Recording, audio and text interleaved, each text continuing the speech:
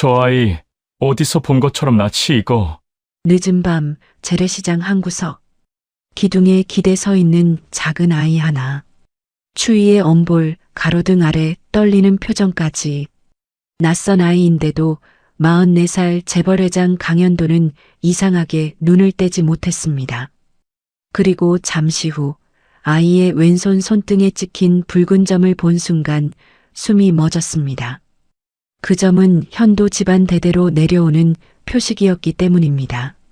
하지만 그는 무정자증으로 평생 아이가 없을 거라 진단받은 사람. 그렇다면 어떻게 저 아이에게 그 표식이 있는 걸까요?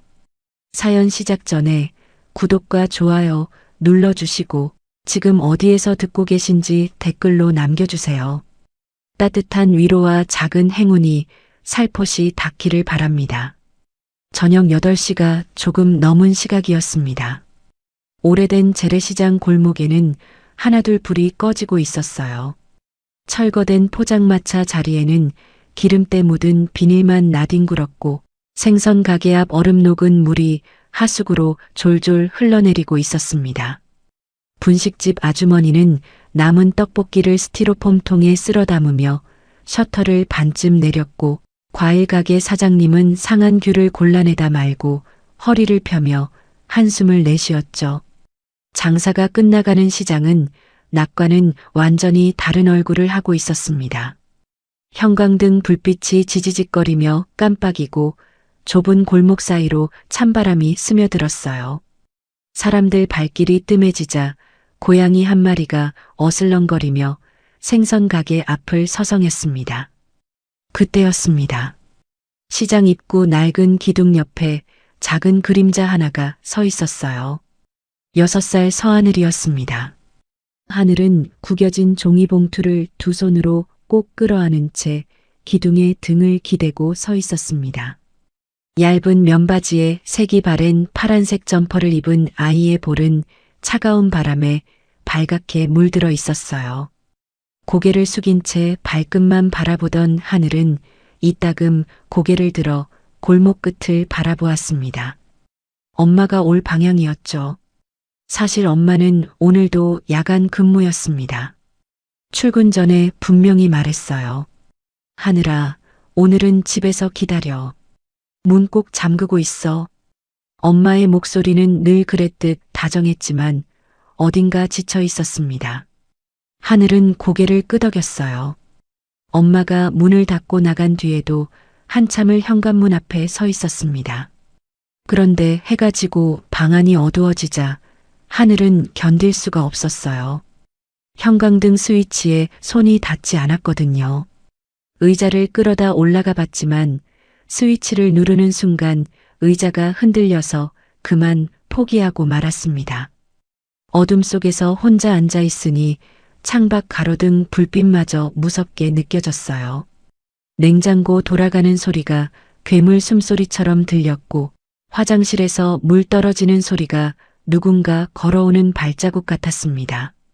하늘이는 결국 신발을 신고 문을 열었습니다. 시장까지만 가면 불빛이 있을 거라고 생각했어요. 사람들이 있을 거라고, 그러면 덜 무서울 거라고 생각했습니다. 하지만 막상 시장에 도착하니 가게들은 이미 문을 닫고 있었고 아는 얼굴은 보이지 않았습니다. 돌아가자니 집까지 가는 골목이 너무 어두웠고 그 자리에 서 있자니 추위가 발끝부터 올라왔어요. 하늘은 종이봉투를 더 세게 끌어안았습니다. 그 안에는 낮에 유치원에서 그린 그림이 들어 있었어요. 엄마 얼굴을 그린 거였습니다. 선생님이 잘 그렸네 하고 칭찬해 주셔서 구기지 않으려고 봉투에 넣어왔는데 지금은 그게 유일하게 따뜻한 것처럼 느껴졌습니다. 바로 그때였습니다. 시장 앞 우회도로에 검은 세단 한 대가 천천히 멈춰 섰어요. 차에서 내린 사람은 44살의 남자였습니다. 검은색 캐시미어 코트에 회색 머플러를 두른 그는 젊은 나이에 비해 어딘가 피곤해 보이는 얼굴이었어요. 날카로운 눈매와 굳게 담은 입술이 오랜 시간 무거운 것을 짊어진 사람의 인상을 풍겼습니다. 강현도였습니다. 그는 대기업 강성그룹의 부회장이었지만 오늘따라 운전기사를 돌려보내고 혼자 핸들을 잡았어요. 이사회에서 터진 문제, 끝나지 않는 서류 더미, 집에 가도 텅 빈 거실뿐인 삶이 숨막혀서 그냥 어디론가 달리고 싶었습니다. 사실 현도에게 집은 그저 잠만 자는 공간이었어요. 이혼한 지 벌써 여러 해가 지났지만 그 빈자리는 여전히 채워지지 않았습니다. 그러다 우연히 이 오래된 시장 앞을 지나게 된 거였죠. 현도는 차에서 내려 담배를 꺼내려다가 문득 시선을 멈췄습니다. 시장 입구 기둥 옆에 서 있는 작은 아이가 눈에 들어왔어요. 처음에는 그냥 지나치려 했습니다. 누군가의 아이겠거니 부모가 근처에 있겠거니 생각했어요. 하지만 발걸음이 떨어지지 않았습니다. 아이의 모습이 자꾸 눈에 밟혔거든요. 현도는 천천히 아이 쪽으로 걸어갔습니다. 가까이 다가가자 아이의 얼굴이 좀 더 또렷이 보였어요. 둥근 이마, 살짝 올라간 눈꼬리. 현도의 걸음이 느려졌습니다. 어디서 본 듯한 인상이었어요. 하지만 그게 어디인지 떠오르지 않았습니다.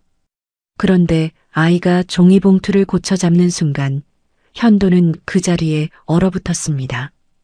아이의 왼손 손등에 붉은 반점이 있었어요. 동전보다 조금 작은 크기의 선천성 혈관종이었습니다. 가로등 불빛 아래서 그 붉은 자국이 선명하게 드러났어요. 현도의 심장이 멈추는 것 같았습니다. 자신도 모르게 왼손을 내려다보았어요. 지금은 거의 희미해졌지만 분명히 같은 위치에 같은 모양의 자국이 있었습니다. 어린 시절 사진을 보면 지금 저 아이의 손등과 똑같았어요. 현도의 입술이 파르르 떨렸습니다. 머릿속이 하얘지는 것 같았어요. 말도 안 되는 생각이 스쳐 지나갔습니다. 그럴 리가 없다고, 자신에게는 아이가 있을 수 없다고, 의사가 분명히 그렇게 말했다고 속으로 되뇌었습니다. 무정자증. 그 진단을 받은 날의 기억이 갑자기 떠올랐어요. 아이를 가질 수 없다는 선고, 그리고 그 후에 찾아온 이혼. 모든 것이 무너지던 그 시간들이 순식간에 머릿속을 스쳐 지나갔습니다. 하지만 눈앞의 아이는 마치 거울 속 어린 시절의 자신처럼 서 있었어요. 꼬마야. 현도의 목소리가 자기도 모르게 흘러나왔습니다. 평소에 단호하고 차가운 목소리가 아니었어요. 어딘가 갈라지고 떨리는 목소리였습니다. 하늘은 고개를 들어 낯선 아저씨를 올려다보았어요. 무서운 사람인지 아닌지 판단이 서지 않아서 한 발짝 뒤로 물러섰습니다. 엄마 어디 갔어? 현도는 최대한 부드럽게 물었지만 오랜 세월 그런 말투를 써본 적이 없어서 어색하게 들렸습니다. 하늘은 대답하지 않았어요. 대신 종이봉투를 더 꽉 끌어안으며 고개를 숙였습니다. 현도는 아이 앞에 쪼그려 앉았습니다. 무릎에 흙이 묻는 것도 신경 쓰지 않았어요. 캐시미어 코트 자락이 축축한 바닥에 닿았지만 상관없었습니다. 그는 아이의 왼손 손등을 다시 한번 바라보았어요. 붉은 반점이 선명했습니다. 자신의 왼손을 펴서 나란히 놓아보고 싶은 충동이 일었지만 그러지 못했어요. 두려웠거든요. 만약 정말로 같은 자리에 같은 자국이 있다면 그 다음엔 어떻게 해야 하는 건지 알 수 없었습니다. 현도의 눈시울이 붉어졌습니다. 44년을 살면서 눈물이 차오른 적이 몇 번이나 있었던가요? 회사에서 어떤 위기가 닥쳐도 아버지에게 어떤 질책을 받아도 그는 표정 하나 바꾸지 않았습니다. 그런데 지금 이름도 모르는 아이 앞에서 목이 메어오고 있었어요. 추웠구나. 현도는 겨우 그 한마디를 내뱉었습니다. 하늘은 여전히 고개를 숙인 채 아무 말도 하지 않았어요. 하지만 아저씨의 목소리가 무섭지 않다는 건 알 수 있었습니다. 어딘가 슬픈 목소리였거든요. 바로 그때 골목 저쪽에서 발자국 소리가 들려왔습니다. 현도는 고개를 돌렸어요. 손수레를 끌고 오는 할머니 한 분이 보였습니다. 어머, 하늘이 또 나와 있네. 할머니의 목소리에 현도는 자리에서 일어섰습니다. 자신도 모르게 한 발짝 물러섰어요. 할머니는 현도를 힐끗 쳐다보더니 하늘에게로 다가갔습니다. 72의 나이에도 손수레를 끄는 손은 꽤 단단해 보였어요. 이 추운 밤에 또 혼자 나왔어? 엄마 올 때까지 할머니 옆에 있어.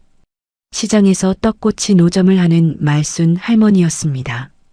주름진 얼굴에 걱정이 가득했어요. 현도는 그 자리에 굳은 채 서 있었습니다. 발길을 돌려야 한다는 걸 알면서도 몸이 움직이지 않았어요. 저 아이가 누구인지, 왜 자신과 닮은 건지 그 답을 알기 전까지는 떠날 수가 없을 것 같았습니다. 하늘은 말순 할머니 뒤로 숨듯이 섰어요. 하지만 한번 고개를 돌려 낯선 아저씨를 바라보았습니다. 말순 할머니는 손수레를 세우고 하늘의 앞에 쪼그려 앉았습니다. 또 혼자 나왔구나. 밥은 먹었어? 투박한 말투였지만 그 안에는 오랜 세월 쌓인 정이 묻어 있었어요. 할머니의 거친 손이 하늘의 차가운 볼을 감싸쥐었습니다. 하늘은 고개를 저었어요. 배가 고프다는 말은 하지 않았지만 할머니는 이미 알고 있었습니다. 잠깐만 기다려. 할머니가 따뜻한 거 줄게. 말순 할머니는 손수레에서 보온통을 꺼냈어요. 아직 온기가 남아있는 어묵 국물이었습니다. 장사하고 남은 걸 버리지 않고 늘 가져다니는 게 습관이었죠. 혹시나 이 아이를 만날까 싶어서요. 종이컵에 국물을 따라 하늘의 손에 쥐어주었습니다. 조심해. 뜨거워. 하늘은 두 손으로 종이컵을 감싸 쥐었어요. 따뜻한 온기가 손끝에서 퍼져나갔습니다. 한 모금 마시자 얼어붙었던 몸이 조금씩 풀리는 것 같았어요. 현도는 몇 발짝 떨어진 곳에서 그 모습을 지켜보고 있었습니다. 아이에게 다가가 말을 건네려다가 할머니가 나타나는 바람에 물러설 수밖에 없었어요. 하지만 떠나지 못하고 그 자리에 서 있었습니다. 발이 땅에 붙은 것처럼 움직여지지 않았거든요. 말순 할머니는 현도를 힐끗 쳐다보았어요. 낯선 남자가 밤에 아이 앞에 서 있는 모습이 영 불안했습니다. 비싼 코트에 고급 승용차라니 이 동네와는 어울리지 않는 사람이었어요. 혹시 아이를 해치려는 건 아닌지 아니면 무슨 다른 속셈이 있는 건 아닌지 경계하는 눈빛이었습니다. 손님, 뭐 찾으시는 거예요? 할머니의 목소리에 날이 서 있었어요. 현도는 잠시 망설이다가 입을 열었습니다. 아니요, 그냥 지나가다가 아이가 혼자 있길래요. 이 동네 사람 아니신 것 같은데. 네, 그냥 우연히 지나가던 길이었습니다. 말순 할머니는 현도를 위아래로 훑어보았어요. 거짓말을 하는 것 같지는 않았지만 쉽게 믿어주고 싶지 않았습니다. 이 아이는 우리 시장에서 다 아는 아이예요. 걱정 안 해도 돼요. 단호한 경고였습니다. 현도는 고개를 끄덕였어요. 그냥 추워 보여서요. 할머니는 한참 동안 현도의 얼굴을 살피다가 천천히 고개를 돌렸습니다. 당장 위험한 사람 같지는 않다고 판단한 것 같았어요. 하늘은 어묵 국물을 다 마시고 빈 종이컵을 할머니에게 돌려주었습니다. 고마워요, 할머니. 작은 목소리였지만 그 한마디에 말순 할머니의 주름진 얼굴이 환하게 펴졌어요. 그래, 우리 하늘이 착하지. 엄마 오면 같이 집에 가야 해, 알았지? 하늘은 고개를 끄덕였습니다. 현도는 그 모습을 보면서 가슴 한구석이 뭉클해지는 걸 느꼈어요. 저렇게 작은 아이가 밤마다 혼자 이 추운 시장 입구에 나와 있다니. 도대체 부모는 뭘 하는 걸까 하는 생각이 들었습니다. 저기요. 현도는 자신도 모르게 할머니에게 말을 걸었어요. 이 아이가 자주 혼자 나오나요? 말순 할머니는 현도를 다시 한번 쳐다보았습니다.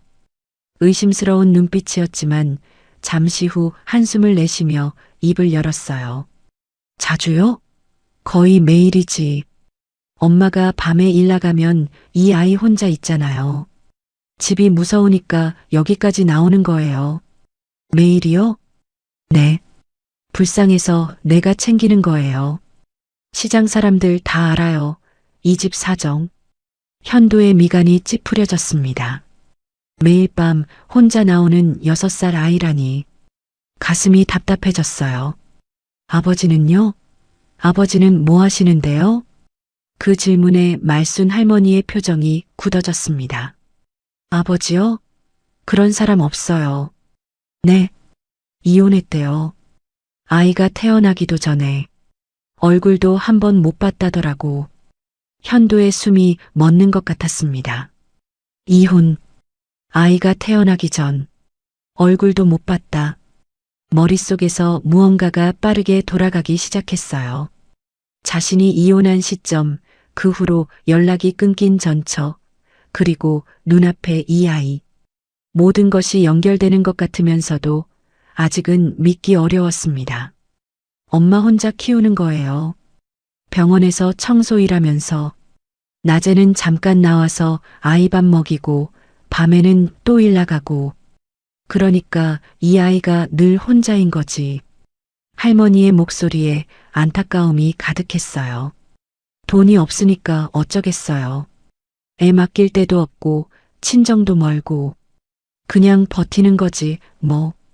현도는 아무 말도 할 수 없었습니다. 그 순간 아이의 왼손 손등이 다시 눈에 들어왔어요. 가로등 불빛 아래서 붉은 반점이 선명하게 빛나고 있었습니다. 현도의 심장이 쿵쿵 뛰었습니다. 만약 정말로 그 아이가 자신의 아이라면, 자신이 몰랐던 사이에 태어난 아이라면, 그렇다면 지금까지 이 아이는 어떻게 살아온 걸까요? 머릿속이 복잡해졌어요. 너무 많은 생각이 한꺼번에 밀려들었습니다. 그런데 손님, 말순 할머니의 목소리가 현도의 생각을 끊었습니다. 왜 그렇게 이 아이한테 관심이 많으세요? 날카로운 질문이었어요. 할머니의 눈이 현도를 똑바로 쳐다보고 있었습니다. 현도는 잠시 말문이 막혔습니다. 뭐라고 대답해야 할지 몰랐어요. 저 아이가 내 아이일지도 모른다고? 그런 말을 어떻게 하겠어요. 그냥 어린아이가 밤에 혼자 있으니까 걱정이 돼서요. 겨우 그렇게 대답했습니다. 말순 할머니는 한참 동안 현도의 얼굴을 살피더니 천천히 고개를 끄덕였어요. 마음은 고맙지만 함부로 끼어들면 안 돼요. 엄마가 얼마나 힘들게 버티는 건데 괜히 이상한 사람들 들락거리면 더 힘들어져요. 경고이자 부탁이었습니다. 현도는 고개를 숙였어요. 알겠습니다. 더 이상 질문할 수 없었습니다. 할머니의 경계가 느껴졌고 자신도 아직 확신이 없었으니까요. 현도는 마지막으로 한 번 더 아이를 바라보았습니다. 하늘은 할머니 옆에 서서 고개를 숙이고 있었어요. 종이봉투를 여전히 꼭 끌어안은 채로요. 그 모습이 너무나 작고 연약해 보였습니다. 그럼 저는 이만. 현도는 억지로 발을 뗐어요. 한 발, 두 발, 차가 있는 쪽으로 걸어갔습니다. 하지만 자꾸만 뒤를 돌아보게 되었어요. 아이가 고개를 들어 자신을 바라보고 있었습니다. 그 눈빛이 가슴에 콕 박혔어요. 무언가를 묻는 것 같기도 하고 무언가를 기다리는 것 같기도 한 눈이었습니다. 현도는 차에 올라타고 시동을 걸었습니다. 하지만 바로 출발하지 못했어요. 핸들을 잡은 손이 떨리고 있었거든요. 아이의 얼굴이 자꾸만 떠올랐습니다. 왼손 손등의 붉은 반점, 자신과 닮은 이목구비, 그리고 할머니가 했던 말들. 이혼했대요. 아이가 태어나기도 전에. 그 말이 머릿속에서 맴돌았습니다. 현도는 깊은 한숨을 내쉬었어요. 차는 천천히 시장을 빠져나갔습니다. 백미러로 점점 작아지는 시장 입구가 보였어요. 가로등 불빛 아래 서 있는 작은 그림자도요. 집으로 돌아가는 내내 현도는 아무 생각도 할 수 없었습니다. 아니, 한 가지 생각만 머릿속을 가득 채우고 있었어요. 저 아이가 정말 내 아이라면. 그 가능성이 머리를 떠나지 않았습니다. 집에 도착해서도 현도는 한참 동안 차 안에 앉아 있었어요.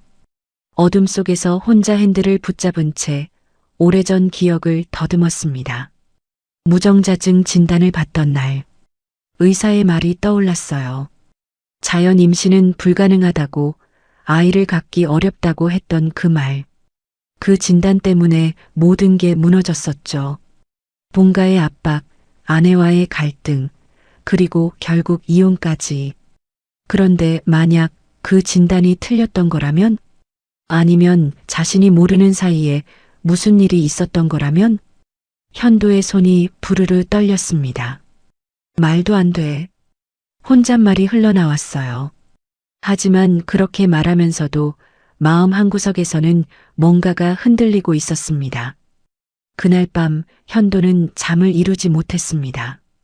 눈을 감으면 아이의 얼굴이 떠올랐어요. 추위에 발갛게 물든 볼, 종이봉투를 꼭 끌어안은 작은 손, 그리고 자신을 올려다보던 그 눈빛. 새벽이 될 때까지 현도는 침대에 누워 천장만 바라보았습니다. 내일 다시 가봐야겠다. 그 생각이 머릿속에서 떠나지 않았어요. 저 아이가 누구인지, 정말 자신과 관련이 있는 건지 반드시 알아내야겠다고 생각했습니다.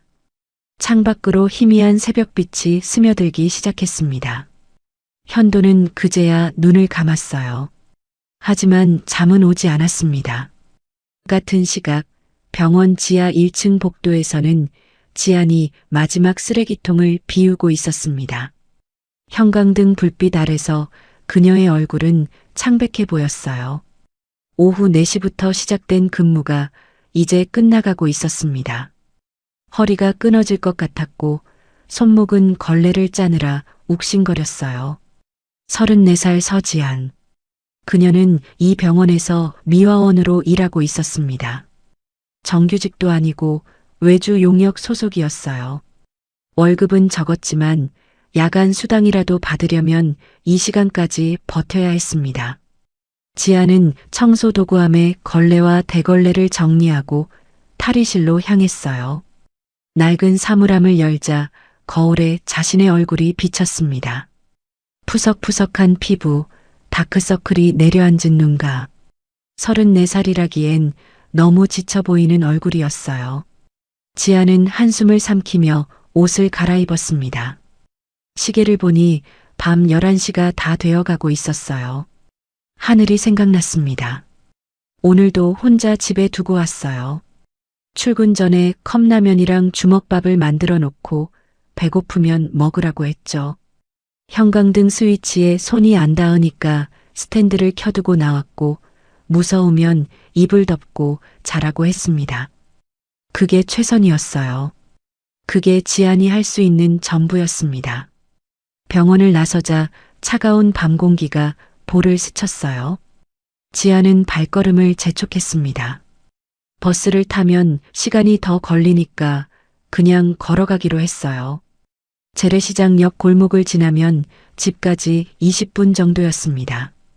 시장 입구가 보이자 지아는 습관처럼 주변을 둘러보았어요. 혹시 하늘이 나와 있지는 않은지.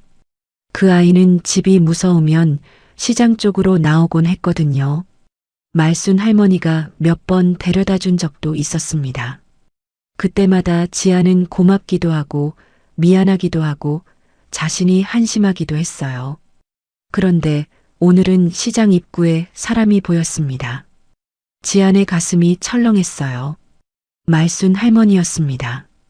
그리고 그 옆에 작은 아이가 서 있었어요.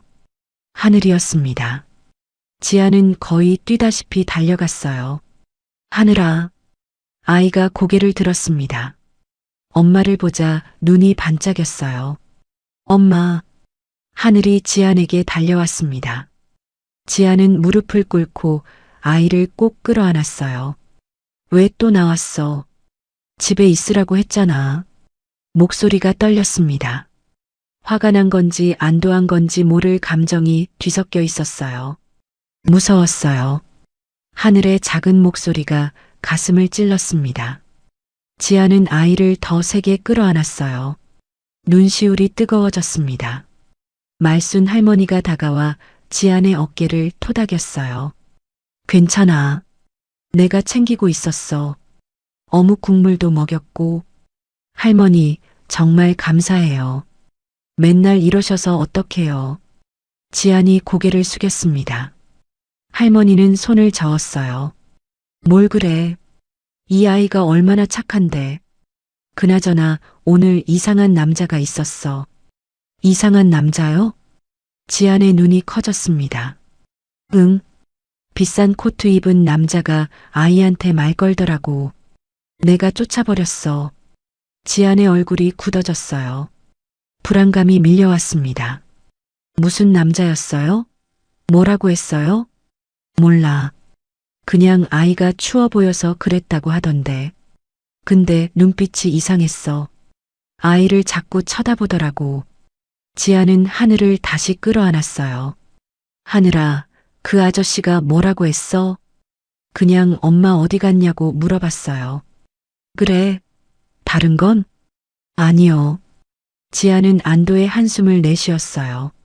하지만 마음 한구석이 찜찜했습니다. 할머니, 정말 감사해요. 앞으로 더 조심할게요.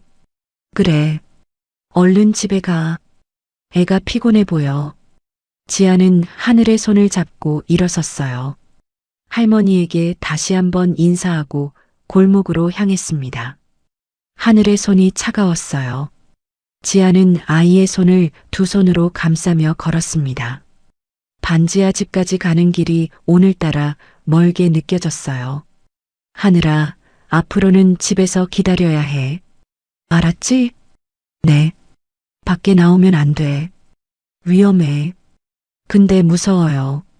아이의 목소리가 작아졌습니다. 지아는 가슴이 미어지는 것 같았어요. 뭐라고 말해야 할지 몰랐습니다. 엄마가 더 일찍 올게. 응? 거짓말이었어요. 더 일찍 올 수 없다는 걸 알면서도 그렇게 말했습니다. 반지하 집에 도착했어요. 낡은 철문을 열고 계단을 내려갔습니다. 반지하 특유의 눅눅한 냄새가 코를 찔렀어요.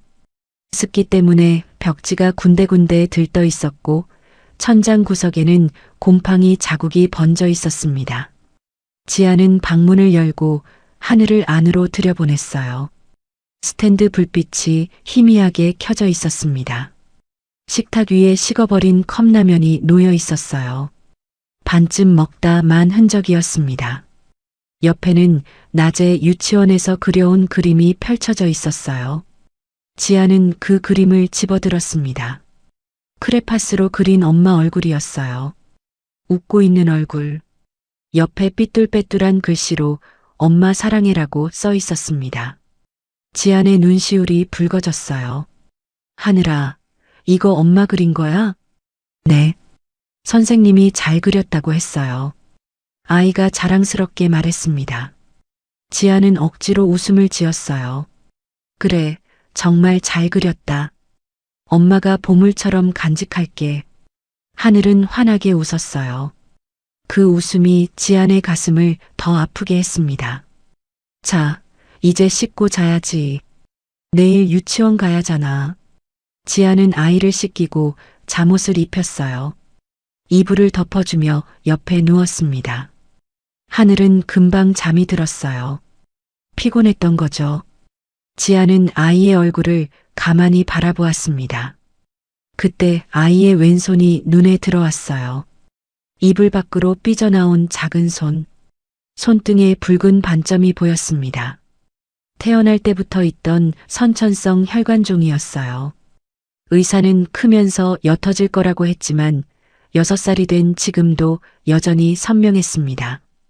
지아는 그 손을 가만히 쓰다듬었어요. 이 아이의 아버지도 같은 자리에 같은 반점이 있었습니다. 처음 만났을 때 신기하다고 생각했죠. 나중에 아이가 태어나면 닮을까 웃으면서 얘기했던 기억도 났어요. 그런데 정작 아이가 태어났을 때 그 사람은 곁에 없었습니다. 지아는 고개를 돌려 천장을 바라보았어요. 오늘 할머니가 말한 이상한 남자가 떠올랐습니다. 비싼 코트를 입은 남자, 아이를 자꾸 쳐다봤다는 남자. 설마. 지아는 고개를 저었어요. 그럴 리 없다고 생각했습니다. 그 사람은 자신에게 아이가 있는지도 모를 거예요. 연락한 적도 없고 찾아온 적도 없으니까요. 하지만 마음 한구석에서 불안이 꿈틀거렸습니다. 지아는 아이를 더 가까이 끌어안았어요. 요즘 들어 하늘이 자주 피곤해했거든요. 기침도 잦아졌고 밥도 잘 안 먹으려 했습니다. 그냥 감기려니 했는데 혹시 다른 문제가 있는 건 아닐까 걱정이 되었어요. 병원에 데려가 봐야 하나. 그 생각이 스쳐 지나갔지만 곧 현실이 발목을 잡았습니다. 병원비. 이번 달 월세도 아직 못 냈어요. 전기세도 밀렸고 하늘 유치원비도 다음 주까지 내야 했습니다. 지금 가진 돈으로는 당장 먹고 사는 것도 빠듯했어요. 지아는 이를 악물었습니다. 조금만 더 버티자. 다음 달 월급 나오면 그때 데려가자. 스스로에게 그렇게 말했어요. 내일 또 오후 4시에 출근해야 했습니다. 그 전에 하늘 밥 먹이고 유치원 보내고 빨래도 해야 했어요. 오전에 잠깐이라도 자야 하는데 머릿속이 복잡해서 잠이 안 왔습니다. 월세 독촉 문자가 떠올랐어요. 집주인이 이번 주 안에 못 내면 나가라고 했거든요. 어디로 가겠어요? 갈 데가 없었습니다. 친정과는 연락이 끊긴 지 오래였습니다. 이혼할 때 반대했던 부모님은 결국 딸을 외면했어요. 도움을 청할 곳이 없었습니다. 그래도 버텨야 했어요. 이 아이 하나 지키려고 여기까지 온 거니까. 지아는 하늘의 손을 꼭 잡았습니다. 작고 따뜻한 손이었어요. 이 손을 놓지 않으려고 지아는 매일 밤 허리가 끊어지도록 일했습니다. 무릎이 까지도록 바닥을 닦았고 손이 트도록 걸레를 짰어요. 그게 엄마가 할 수 있는 전부였으니까요. 창밖으로 새벽빛이 희미하게 스며들기 시작했습니다. 지아는 그제야 눈을 감았어요. 몇 시간이라도 자야 했습니다. 내일도 모레도 똑같은 하루가 기다리고 있었으니까요. 하지만 지아는 몰랐습니다. 오늘 밤 시장에서 하늘을 바라보던 그 남자가 누구인지, 그리고 그 남자로 인해 자신의 삶이 곧 뒤흔들리게 될 거라는 것을요. 반지하 창문 너머로 동이 트고 있었습니다. 작은 방 안에서 엄마와 아이가 서로를 끌어안은 채 잠들어 있었어요. 그 모습은 평화로워 보였지만 어딘가 위태로웠습니다. 금방이라도 무너질 것 같은 아슬아슬한 평화였습니다. 다음 날이었습니다. 현도는 밤새 뒤척이다 겨우 눈을 붙였어요. 꿈에서도 그 아이가 나왔습니다. 왼손 손등에 붉은 반점, 자신을 올려다보던 그 눈빛. 결국 현도는 오늘 퇴근길을 바꾸기로 했어요. 기사님, 오늘은 다른 길로 가죠. 뒷좌석에서 현도가 말했습니다. 운전기사가 백미러로 힐끗 쳐다보았어요. 어디로 갈까요, 부회장님? 구시장 쪽으로요. 거기 재래시장 있잖아요.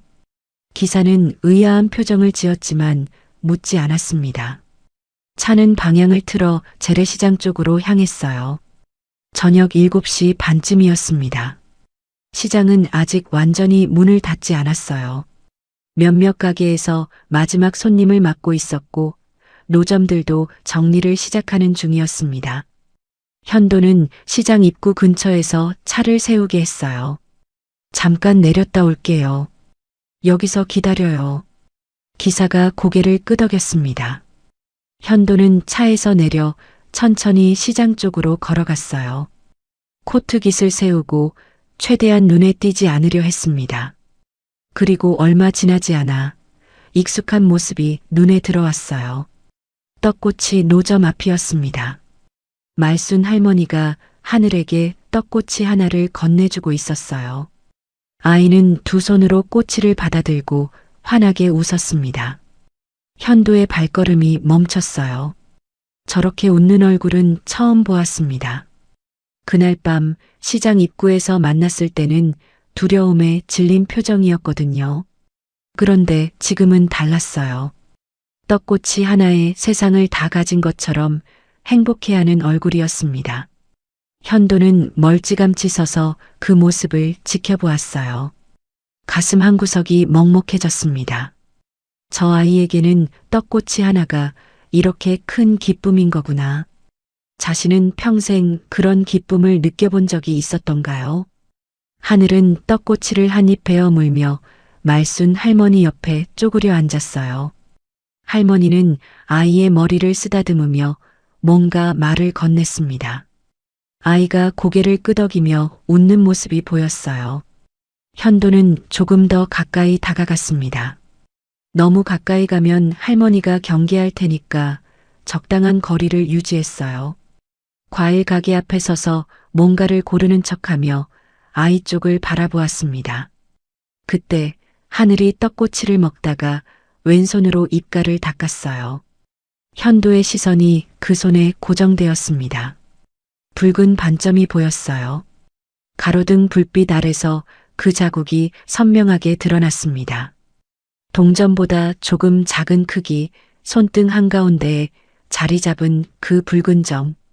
현도는 자신의 왼손을 내려다보았어요. 지금은 거의 희미해졌지만 분명히 같은 위치에 같은 자국이 있었습니다. 어린 시절 사진을 보면 지금 저 아이와 똑같았어요. 소름이 돋았습니다. 우연이라고 하기엔 너무 정확했어요. 위치도 크기도 모양도 똑같았습니다. 현도는 잠시 눈을 감았어요. 심장이 빠르게 뛰고 있었습니다. 손님, 귤 사실 거예요? 과일 가게 아주머니의 목소리에 현도는 정신을 차렸어요. 아, 네. 이거 하나 주세요. 아무거나 집어서 돈을 건넸습니다. 귤 한 봉지를 받아들고 다시 아이 쪽을 바라보았어요. 말순 할머니가 정리를 시작하고 있었습니다. 하늘은 떡꼬치를 다 먹고 빈 꼬치를 할머니에게 돌려주었어요. 할머니, 고마워요. 작은 목소리가 바람에 실려 현도의 귀에 닿았습니다. 그래, 우리 하늘이. 오늘은 집에 일찍 들어가야 해. 엄마 걱정하잖아. 네. 하늘은 고개를 끄덕이며 일어섰어요. 그런데 일어서다가 휘청거렸습니다. 현도의 눈이 커졌어요. 말순 할머니도 놀란 듯 아이의 팔을 잡았습니다. 하늘아, 괜찮아? 어디 아파? 괜찮아요. 그냥 어지러웠어요. 아이는 괜찮다고 했지만 얼굴이 창백해 보였어요. 현도는 미간을 찌푸렸습니다. 말순 할머니는 아이의 이마에 손을 대보았어요. 열은 없는 것 같은데. 요즘 밥 잘 먹어? 네. 거짓말. 또 컵라면만 먹었지? 하늘은 대답하지 않았어요. 고개를 숙인 채 발끝만 바라보았습니다. 할머니가 한숨을 내쉬었어요. 엄마한테 얘기해야겠다. 애가 요즘 너무 안 좋아 보여. 현도는 그 말을 듣고 가슴이 철렁했습니다. 아이가 아픈 건가? 그런데 왜 병원에 안 데려가는 거지? 여러 가지 생각이 머릿속을 스쳐 지나갔어요. 할머니가 며칠 전에 했던 말이 떠올랐습니다. 병원에서 청소일하면서 아이를 혼자 키운다고 했죠. 돈이 없어서 그냥 버티는 거라고요. 현도는 입술을 깨물었습니다. 그때 말순 할머니가 고개를 돌려 현도 쪽을 바라보았어요. 눈이 마주쳤습니다. 할머니의 표정이 굳어졌어요. 어제 봤던 그 남자라는 걸 알아본 것 같았습니다.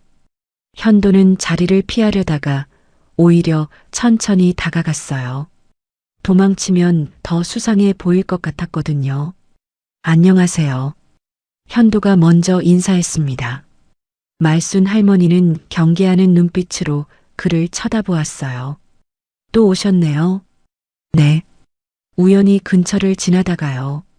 오늘도 우연이군요. 날카로운 지적이었습니다. 현도는 할 말이 없었어요.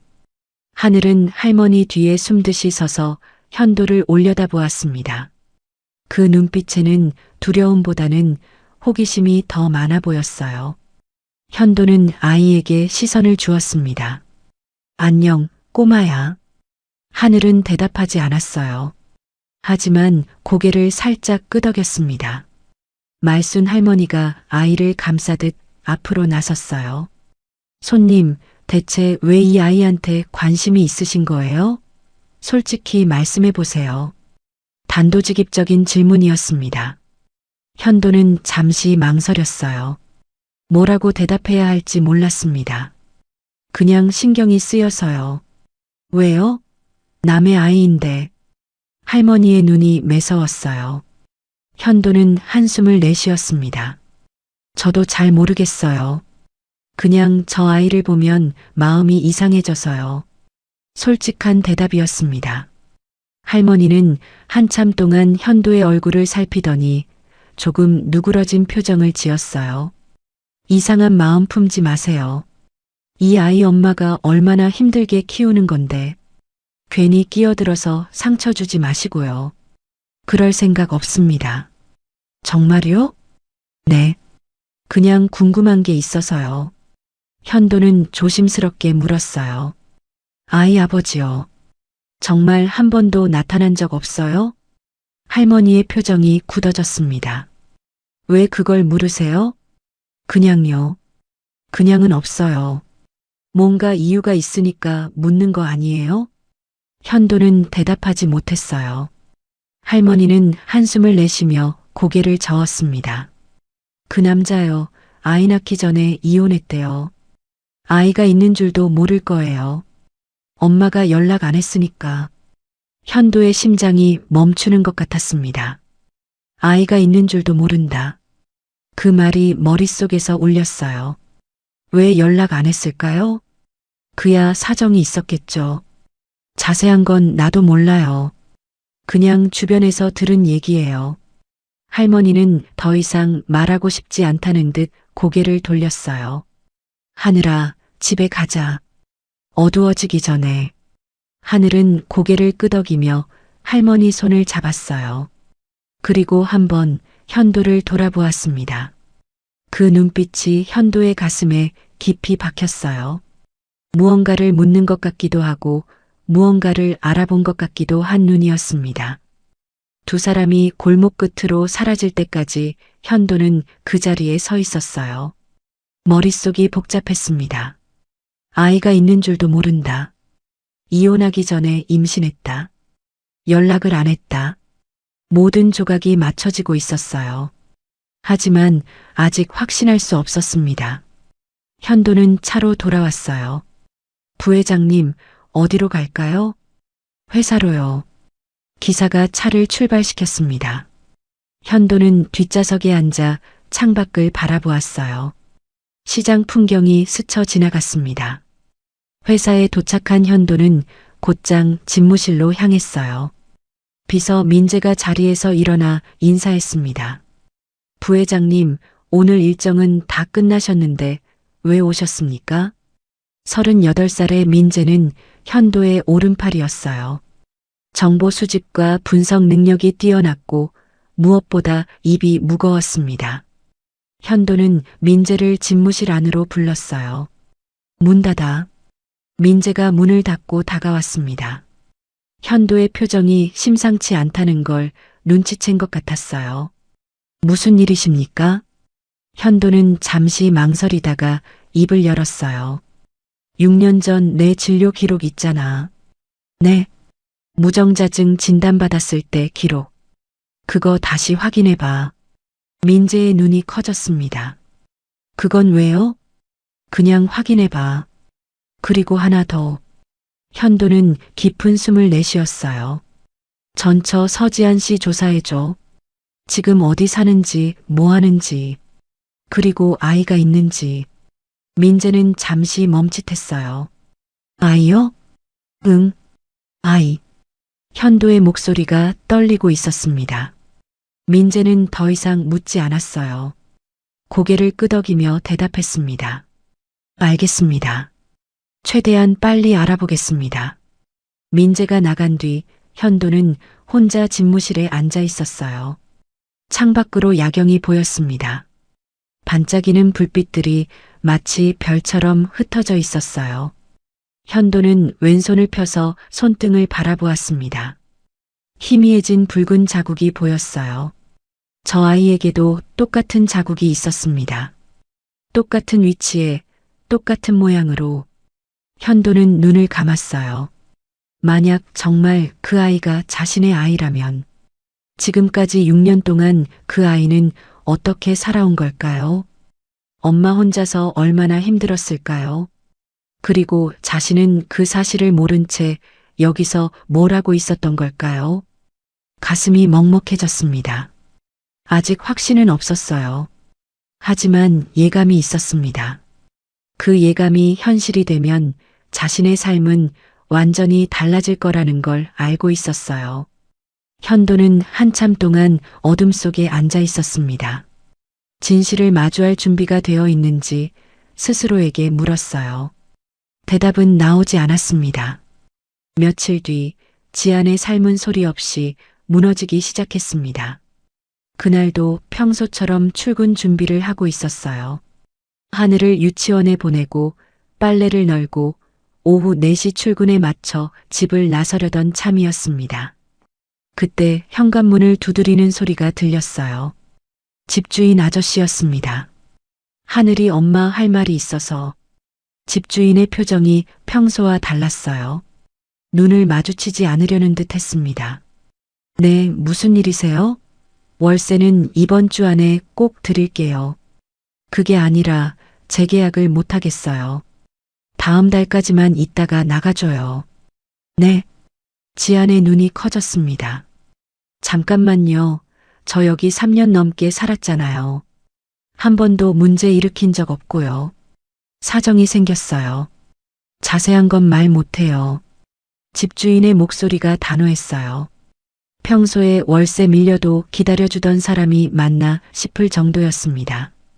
집주인은 더 이상 말하지 않고 돌아갔어요. 지아는 닫힌 문 앞에 멍하니 서 있었습니다. 3년 동안 이 반지하에서 살았어요.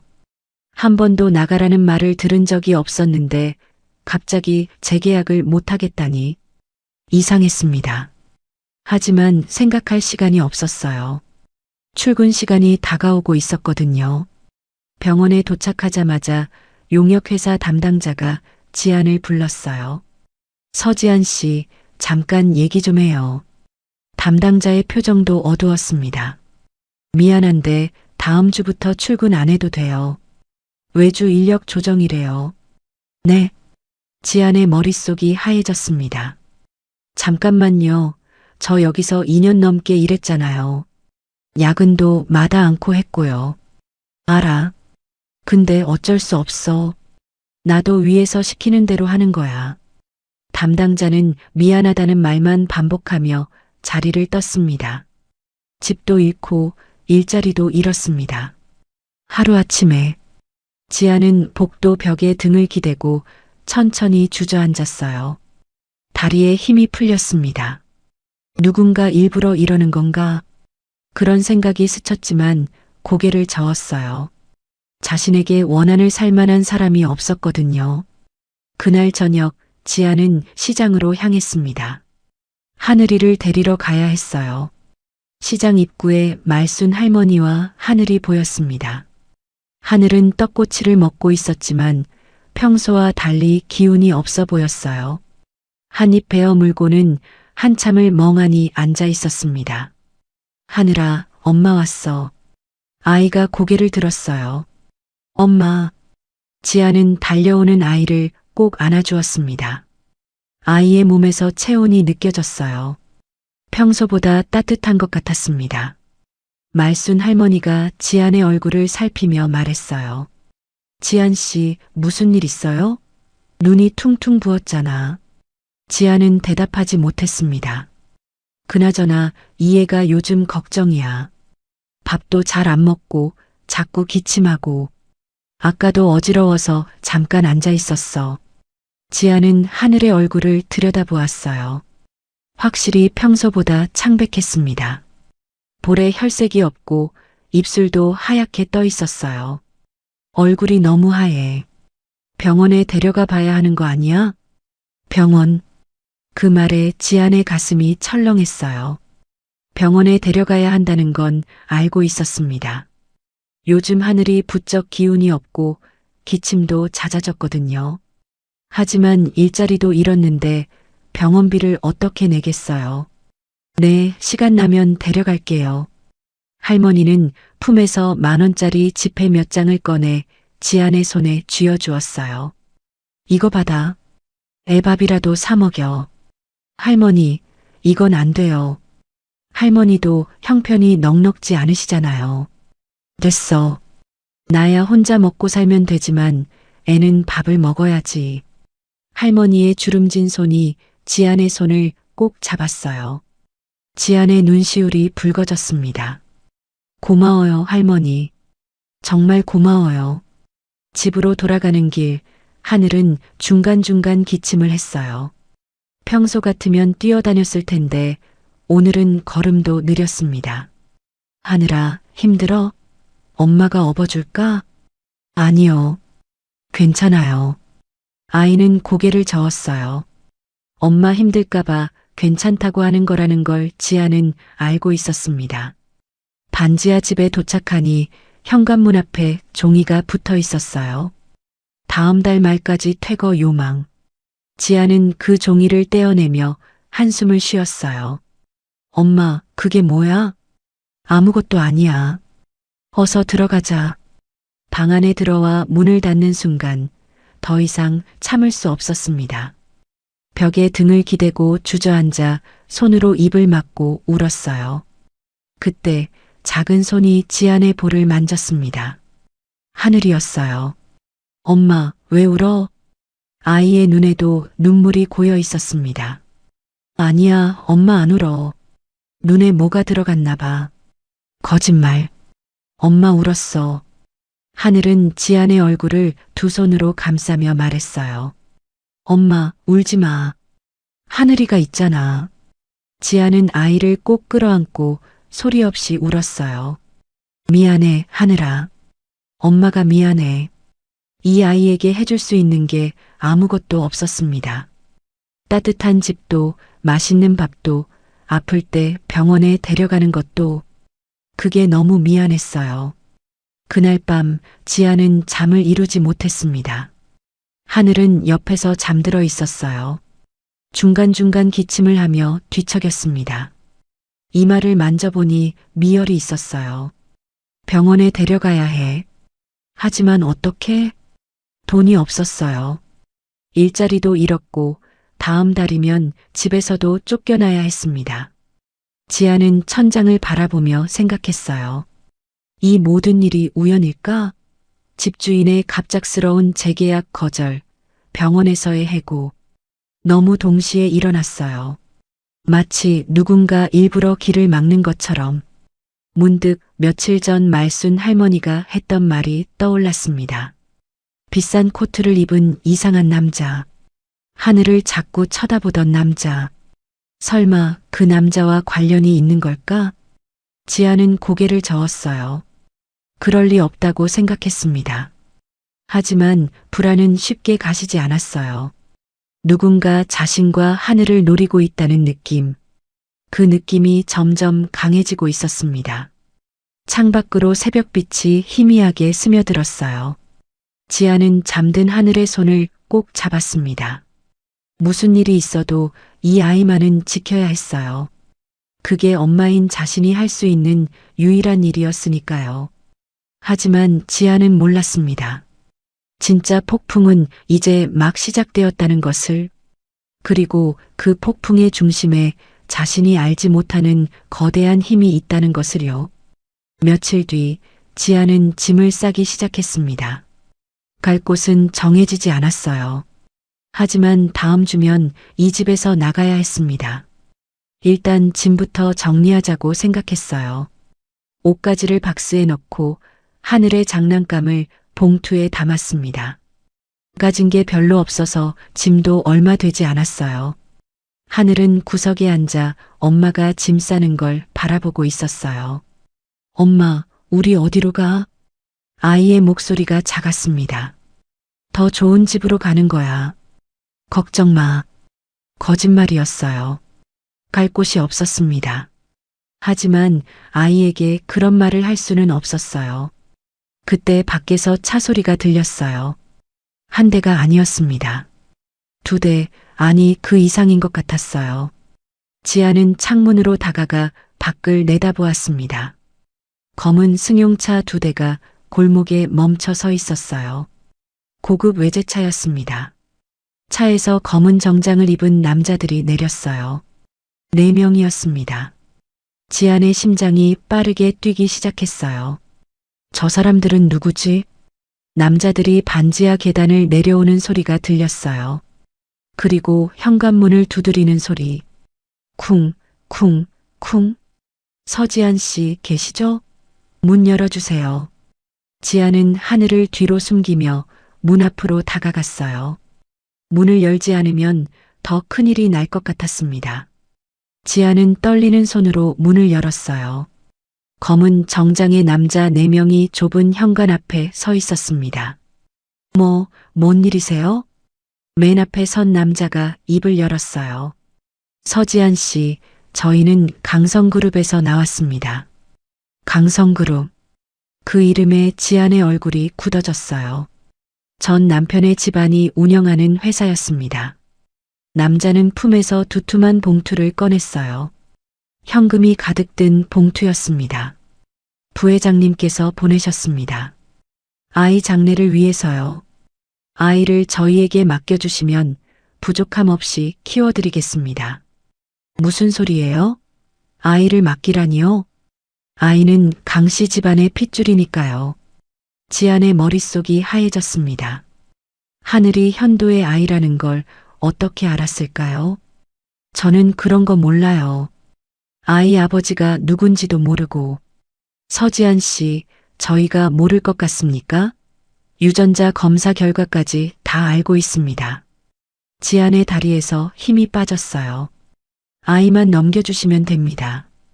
이 돈은 위로금이에요. 싫어요. 안 줘요. 하늘이는 제 아이예요. 남자의 표정이 굳어졌습니다. 서지안 씨, 좋게 말할 때 받아요. 부회장님이 원하시면 어차피 데려갈 수 있어요. 법적으로도 가능해요. 협박이었어요. 나가세요. 당장 나가요. 하지만 남자들은 움직이지 않았어요. 오히려 한 발짝 앞으로 다가왔습니다. 아이 어딨어요? 그냥 데려갈게요.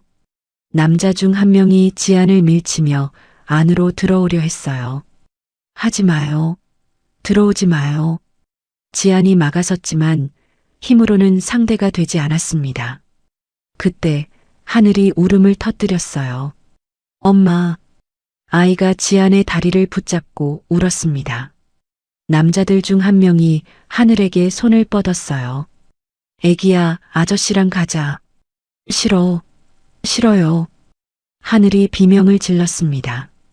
지아는 아이를 끌어안으며 소리쳤어요. 손대지 마요. 그 순간이었어요. 골목 끝에서 급한 발소리가 들렸습니다. 멈춰요. 현도였습니다. 숨을 헐떡이며 골목으로 뛰어들어오고 있었어요. 코트 자락이 펄럭였습니다. 현도는 남자들 사이를 밀치고 지안과 하늘 앞에 섰어요. 뭐 하는 짓이야? 현도가 남자들을 노려보며 소리쳤습니다. 남자들의 표정이 당황한 빛으로 바뀌었어요. 부회장님? 누가 시킨 거야? 아버지야? 남자들은 서로 눈치를 보며 대답하지 못했어요. 당장 물러나. 현도의 눈빛이 싸늘했어요. 남자들은 결국 한 발짝 물러섰습니다. 그때 작은 손이 현도의 바지가랑이를 붙잡았어요. 하늘이었습니다. 아이는 울면서 현도에게 매달렸어요. 무섭다는 듯이, 살려달라는 듯이. 현도는 천천히 무릎을 꿇고 아이의 눈높이에 맞췄어요. 괜찮아. 무서웠지? 이제 괜찮아. 하늘은 울음을 그치지 못하면서도 현도의 품으로 파고들었어요. 지아는 그 모습을 보며 멍하니 서 있었습니다. 저 남자가 왜 여기 있는 거지? 하늘은 왜 저 남자에게 저렇게 매달리는 거지? 현도가 일어나 지안을 바라보았어요. 두 사람의 시선이 마주쳤습니다. 7년 만이었어요. 현도는 남자들에게 고개를 돌렸어요. 돌아가. 아버지한테는 내가 말할 테니까. 남자들은 물러났습니다. 검은 승용차들이 골목을 빠져나갔어요.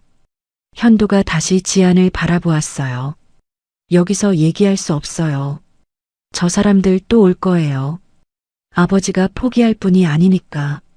일단 피해야 해요. 지아는 하늘을 내려다보았습니다. 아이는 아직도 현도의 손을 붙잡고 있었어요. 엄마, 이 아저씨 무서운 사람 아니야. 선택의 여지가 없었어요. 알겠어요. 지아는 급하게 짐을 챙겼습니다. 하늘의 옷가지와 약간의 생필품. 현도의 차가 골목 앞에 섰어요. 지아는 하늘의 손을 잡고 차에 올라탔습니다. 차가 출발했어요. 지아는 창밖을 바라보았습니다. 반지하 집이 점점 멀어졌어요. 3년 넘게 살았던 집이었습니다. 눈물이 흘러내렸습니다. 하늘이 지안의 손을 꼭 잡았어요. 엄마, 괜찮아? 응, 괜찮아. 운전석에 앉은 현도가 백미러로 두 사람을 바라보았어요. 그의 눈빛은 복잡했습니다. 죄책감, 걱정, 그리고 결심. 현도는 핸들을 꽉 잡으며 생각했어요. 이제 더 이상 피할 수 없다. 아버지와 맞서야 한다. 그리고 저 아이와 저 여자를 지켜야 한다. 차는 어둠 속을 달렸습니다. 세 사람의 운명이 이제 하나로 엮이기 시작했어요. 다시는 떨어질 수 없는 끈으로요. 차는 한참을 달렸습니다. 서울을 벗어나 고속도로를 타고 다시 국도로 접어들었어요. 도시의 불빛이 점점 멀어지고 어둠 속에 논밭과 산이 나타났습니다. 하늘은 지안의 무릎에 머리를 기댄 채 잠들어 있었어요.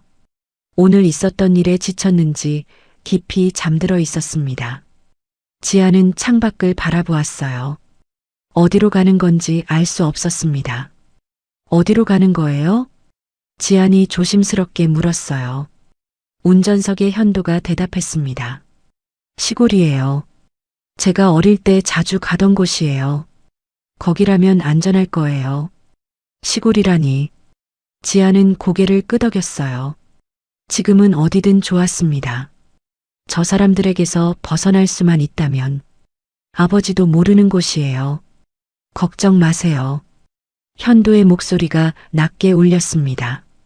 차 안에 침묵이 흘렀어요. 지아는 현도의 뒷모습을 바라보았습니다. 7년 만에 다시 보는 얼굴이었어요. 많이 달라졌을 줄 알았는데 크게 변하지 않았습니다. 조금 더 성숙해 보일 뿐이었어요. 왜 나타난 걸까? 왜 우리를 도와주는 걸까? 궁금한 게 많았지만 물어볼 용기가 나지 않았어요. 얼마나 달렸을까요? 2시간쯤 지났을 때 차가 좁은 시골길로 접어들었습니다. 가로등도 없는 어두운 길이었어요. 헤드라이트 불빛만이 앞길을 비추고 있었습니다. 그리고 마침내 차가 멈췄어요. 도착했어요. 현도가 말했습니다. 지아는 창밖을 내다보았어요. 어둠 속에 낡은 건물 하나가 보였습니다. 오래된 한옥 같기도 하고 창고 같기도 했어요. 건물 앞에 나무 간판이 걸려 있었습니다. 강성목 공방. 지안이 간판의 글씨를 읽었어요. 할아버지가 운영하시던 곳이에요. 돌아가신 뒤로 비어 있었는데 가끔 제가 와서 관리하고 있어요. 현도가 차에서 내리며 말했습니다. 지아는 잠든 하늘을 조심스럽게 안아들었어요. 아이는 깨지 않고 계속 잠들어 있었습니다. 현도가 건물 문을 열었어요. 오래된 나무 냄새가 났습니다. 먼지 냄새도 조금 섞여 있었어요. 현도가 불을 켰습니다. 낙지만 정갈한 공간이 드러났어요. 나무로 만든 가구들이 곳곳에 놓여 있었습니다. 의자, 탁자, 선반. 모두 손으로 직접 만든 것 같았어요. 할아버지가 평생 목공 일을 하셨어요. 여기서 가구도 만들고 사람들한테 목공도 가르치시고 현도의 목소리에 그리움이 묻어 있었습니다. 지아는 하늘을 방 한쪽에 있는 작은 침대에 눕혔어요. 낡았지만 깨끗한 이불이 깔려 있었습니다. 하늘은 여전히 깊이 잠들어 있었어요. 얼굴이 창백해 보였습니다. 지아는 아이의 이마를 만져보았어요. 미열이 있었습니다. 아이가 많이 아파 보여요. 현도가 걱정스러운 표정으로 말했어요. 요즘 계속 기운이 없었어요. 병원에 데려가야 하는데. 지안의 목소리가 떨렸습니다. 내일 아침에 근처 병원에 데려가요. 여기서 30분 거리에 큰 병원이 있어요. 현도가 말했어요. 지아는 고개를 끄덕였습니다. 그리고 현도를 바라보았어요. 왜 도와주시는 거예요? 드디어 물었습니다. 참고 있던 질문이었어요. 현도는 잠시 침묵했어요. 그리고 천천히 입을 열었습니다. 그 아이가 제 아이니까요. 지안의 눈이 커졌어요. 알고 있었어요? 며칠 전에 알았어요. 시장에서 아이를 보고 조사를 했어요. 그리고 알게 됐어요. 현도의 목소리가 낮았습니다. 왜 말 안 했어요? 이혼할 때 왜 말 안 했어요? 현도가 지안을 바라보았어요. 지안은 시선을 피했습니다. 말해서 뭐해요? 어차피 저는 그 집안에 필요 없는 사람이었잖아요. 아이 못 낳는 여자라고. 지안의 목소리가 쓸쓸했어요. 그게 아니었어요. 저한테 문제가 있었어요. 알아요. 나중에 알았어요. 지안은 고개를 숙였습니다. 그래서 더 말 못했어요. 제가 임신한 걸 알면 그쪽에서 가만 안 둘 거잖아요. 아이를 빼앗길까봐 무서웠어요. 지안의 눈에 눈물이 고였어요. 현도는 아무 말도 하지 못했습니다. 그저 지안을 바라볼 뿐이었어요. 미안해요. 현도가 겨우 말했습니다. 그때 제가 더 강하게 나섰어야 했는데 아버지 말만 듣고 당신을 지키지 못했어요. 현도의 목소리가 떨렸어요. 지아는 고개를 저었습니다. 지난 일이에요. 이제 와서 뭘 어쩌겠어요. 방 안에 무거운 침묵이 흘렀어요. 그때 하늘이 기침을 했습니다.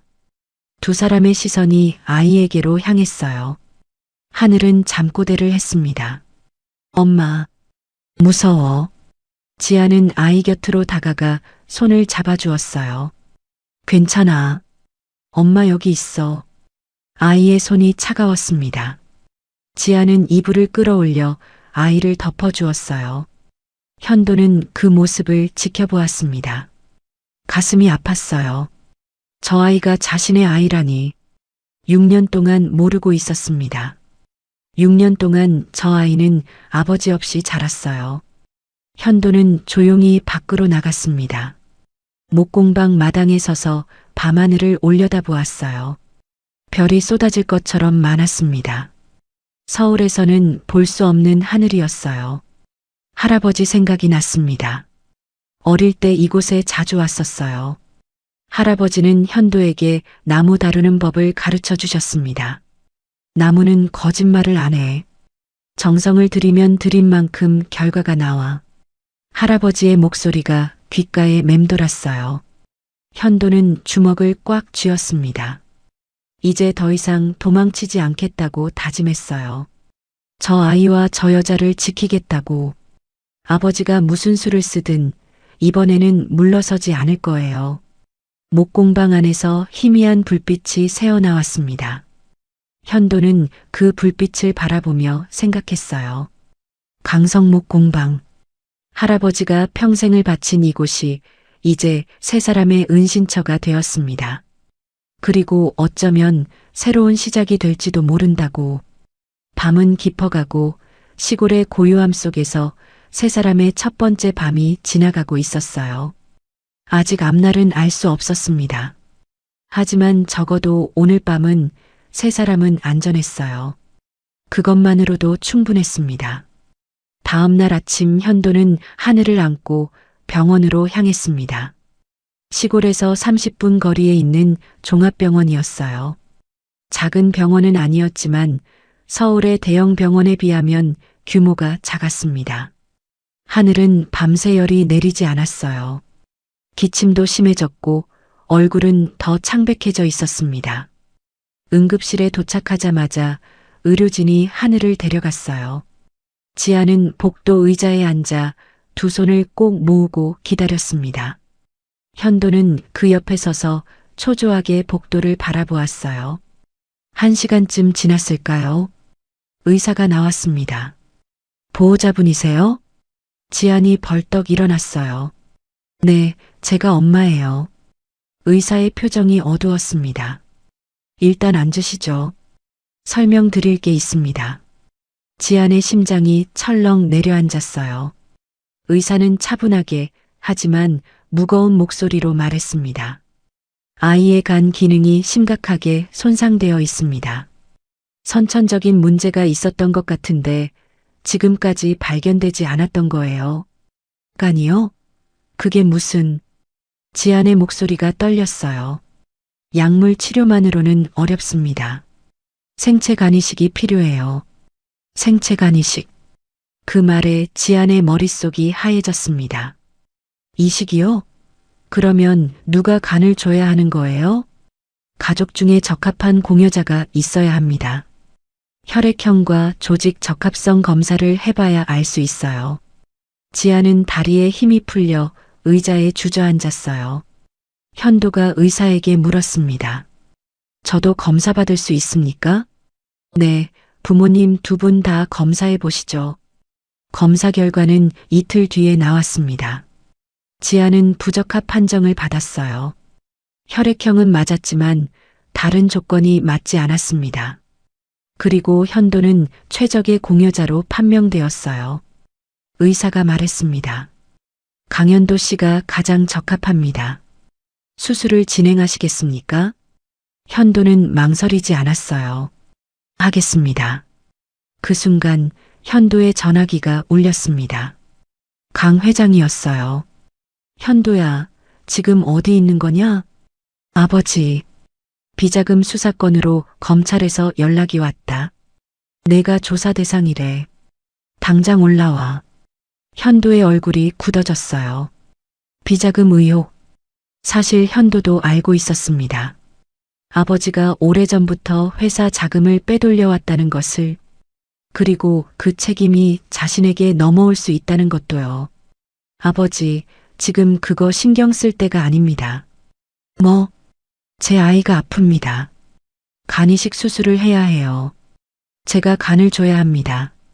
전화기 너머로 침묵이 흘렀어요. 그리고 강 회장의 목소리가 날카롭게 터져 나왔습니다. 미쳤냐? 내가 왜 그런 짓을 해? 그 여자한테 속은 거 아니야? 그게 정말 내 아이라는 증거가 어딨어? 유전자 검사했습니다. 제 아이 맞아요. 그래도 안 돼. 내가 쓰러지면 회사는 누가 맡아? 가문은 누가 지켜? 현도는 눈을 감았어요. 가문, 회사, 평생 그것만 들어왔습니다. 그것만 지키라고 교육받았어요. 하지만 지금 중환자실에는 자신의 아이가 누워 있었습니다. 6년 동안 아버지 없이 자란 아이. 자신이 지키지 못한 아이. 아버지. 현도가 입을 열었어요. 저 회장직 내려놓겠습니다. 뭐라고? 회사도 재산도 다 포기할게요. 그러니까 제발 이번 한 번만 제가 하고 싶은 대로 하게 해주세요. 전화기 너머로 강 회장의 거친 숨소리가 들렸어요. 현도야, 내가 지금 무슨 말을 하는지 알아? 알아요. 그래도 하겠습니다. 현도는 전화를 끊었어요. 그리고 병원 행정실로 향했습니다. 현도는 변호사를 불러 서류를 작성했어요. 부회장직 사임서, 그리고 전 재산 사회 환원각서. 변호사가 말렸습니다. 부회장님, 이건 너무 성급한 결정입니다. 다시 한번 생각해 보시죠. 생각 다 했습니다. 진행해 주세요. 현도는 서류에 사인했어요. 펜을 놓는 순간 이상하게 마음이 가벼워졌습니다. 평생 짊어지고 있던 짐을 내려놓는 기분이었어요. 수술 전날 밤 현도는 중환자실 유리창 너머로 하늘을 바라보았습니다. 아이는 여러 개의 관에 연결된 채 누워 있었어요. 작은 몸이 더 작아 보였습니다.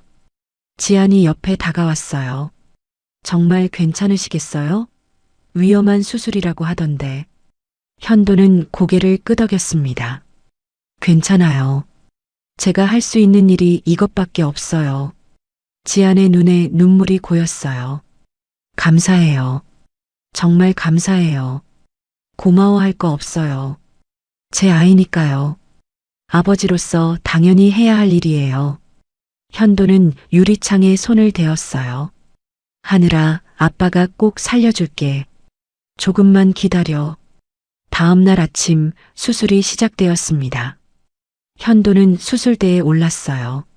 마취가 들어가기 전 천장을 바라보며 생각했습니다. 후회 없다. 이게 자신이 할 수 있는 최선이었어요. 눈이 감겼습니다. 수술실 밖에서 지아는 기도했어요. 제발, 제발 두 사람 다 살려주세요. 손을 꼭 모은 채 눈물이 볼을 타고 흘러내렸습니다. 수술은 8시간이 넘게 걸렸어요. 지아는 한순간도 자리를 뜨지 않았습니다. 복도 의자에 앉아 수술실 문만 바라보았어요. 그리고 마침내 수술실 문이 열렸습니다. 의사가 나왔어요. 수술 성공적으로 끝났습니다. 두 분 다 상태 양호합니다. 지아는 그 자리에 주저앉았어요. 눈물이 쏟아졌습니다. 참았던 것들이 한꺼번에 터져 나왔어요. 감사합니다. 감사합니다. 말밖에 나오지 않았습니다. 하늘과 현도는 각각 중환자실로 옮겨졌어요. 지아는 두 사람의 병실을 오가며 밤을 샜습니다. 하늘의 얼굴에 조금씩 혈색이 돌아오고 있었어요. 의사가 경과가 좋다고 했습니다. 현도도 마취에서 깨어났어요. 아직 몸을 움직이기 힘들었지만 눈을 떠서 지안을 바라보았습니다. 하늘은요? 첫 마디가 그것이었어요. 지안은 눈물을 닦으며 대답했습니다. 괜찮대요. 수술 잘 됐대요. 현도의 얼굴에 안도의 미소가 번졌어요. 다행이다. 그리고 다시 눈을 감았습니다. 지아는 현도의 손을 잡았어요. 고마워요. 정말 고마워요. 현도는 대답 대신 지안의 손을 살짝 쥐어주었습니다. 지안은 두 사람에게 동시에 생명을 비쳤다는 사실을 온몸으로 느꼈어요. 하늘에게는 살아줘서 고맙다고, 현도에게는 하늘을 살려줘서 고맙다고, 이 두 사람이 있어서 자신도 살아갈 수 있다고. 중환자실 창밖으로 아침 햇살이 들어왔습니다. 긴 밤이 지나고 새로운 아침이 밝아오고 있었어요. 지아는 창밖을 바라보며 생각했습니다. 이제 다시 시작이다. 세 사람의 삶이 이제야 진짜로 시작되는 거라고. 회사도 재산도 화려한 직함도 다 사라졌지만 그래도 괜찮았어요. 세 사람이 함께 살아있으니까 그것만으로 충분했습니다. 시간이 흘렀습니다. 수술 후 석 달이 지났어요. 하늘은 건강을 되찾았고 현도도 어느 정도 회복되었습니다. 세 사람은 서울로 돌아가지 않았어요. 시골의 강성목 공방 근처 조용한 마을에 자리를 잡았습니다. 현도는 할아버지의 목공방을 새로 단장했어요. 낡은 지붕을 고치고 벽에 페인트를 칠했습니다. 그리고 새 간판을 달았어요. 하늘목 공방. 지안이 간판을 올려다보며 물었어요. 왜 하늘목 공방이에요? 강성목 공방 아니었어요? 하늘이 이름을 따서 지었어요. 할아버지도 좋아하실 거예요. 새로운 시작이니까요. 하늘이 현도의 바지를 붙잡고 물었어요. 아빠, 내 이름이야? 응, 내 이름이야. 예쁘지? 하늘은 환하게 웃었습니다. 하늘목 공방은 중고 가구를 수리하는 곳이 되었어요. 사람들이 버린 의자, 오래된 서랍장, 다리가 부러진 탁자, 그런 것들을 가져오면 현도가 고쳐주었습니다. 처음에는 손님이 많지 않았어요.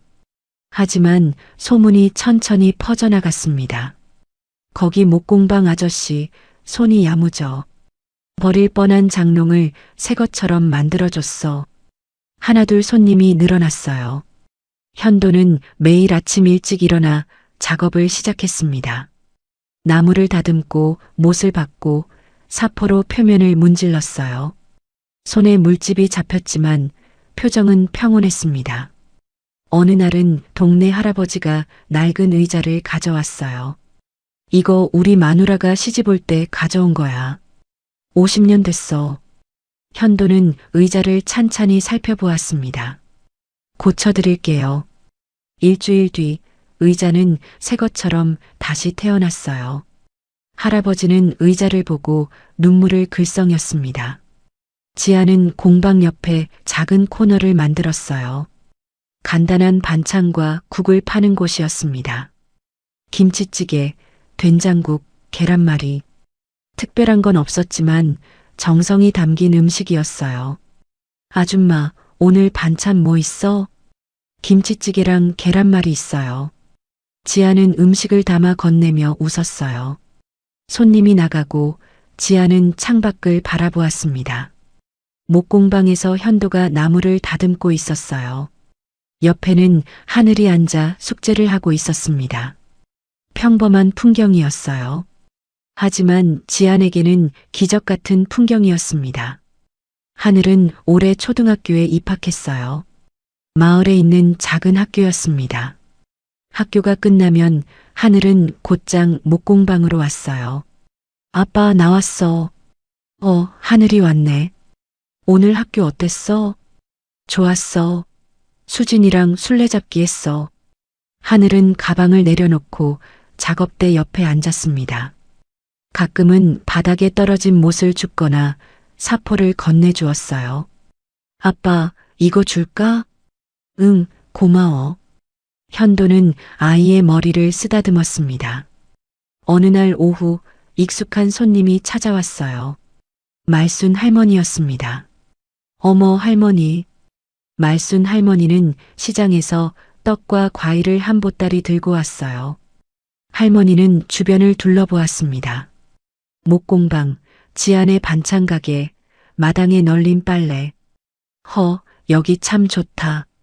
다 사람 사는 냄새가 나. 할머니는 목공방 쪽을 바라보았어요. 저 사람 표정 봐. 서울에서 봤을 때보다 훨씬 편해 보여. 지안도 현도를 바라보았습니다. 그러게요. 저도 그렇게 느껴요. 돈이 다가 아니야. 사람은 자기한테 맞는 자리가 있는 거야. 저녁이 되었어요. 하늘이 학교에서 돌아왔고 말순 할머니가 가져온 떡으로 간식을 먹었습니다. 할머니, 이 떡 맛있어. 그래, 많이 먹어. 우리 하늘이 많이 컸네. 할머니는 하늘의 볼을 만지며 웃었어요. 해가 지고 할머니는 돌아갔습니다. 세 사람은 저녁을 먹었어요. 지안이 만든 된장찌개와 나물 반찬. 특별할 건 없었지만 따뜻한 밥상이었습니다.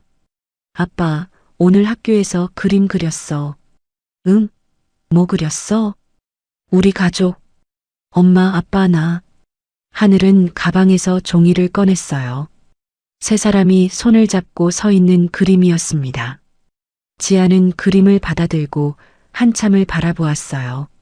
눈물이 났습니다. 하늘아, 이거 정말 예쁘다. 현도도 그림을 보았어요. 가슴이 뭉클했습니다. 잘 그렸네, 하늘아. 아빠가 액자 만들어줄까? 진짜? 응. 나무로 예쁘게 만들어줄게. 하늘은 신이 나서 박수를 쳤어요. 밤이 되었습니다. 하늘은 일찍 잠들었어요. 지아는 아이 옆에 누워 이마를 쓰다듬었습니다. 거실로 나오니 현도가 창가에 서 있었어요. 뭐 봐요? 별이요. 서울에서는 볼 수 없었는데 여기는 별이 참 많아요. 지안도 창밖을 바라보았습니다. 후회 안 해요? 다 버리고 여기 온 거. 현도는 고개를 저었습니다. 하나도 안 해요. 오히려 왜 진작 이러지 못했나 싶어요. 현도는 지안을 바라보았어요. 저 사실 회사에 있을 때 하루하루가 지옥 같았어요. 매일 새벽에 출근해서 밤늦게까지 일했어요. 주말에도 쉬지 못했고요. 그렇게 번 돈이 뭐가 됐나요? 행복하지 않았어요. 현도의 목소리에 쓸쓸함이 묻어 있었습니다. 근데 지금은 달라요.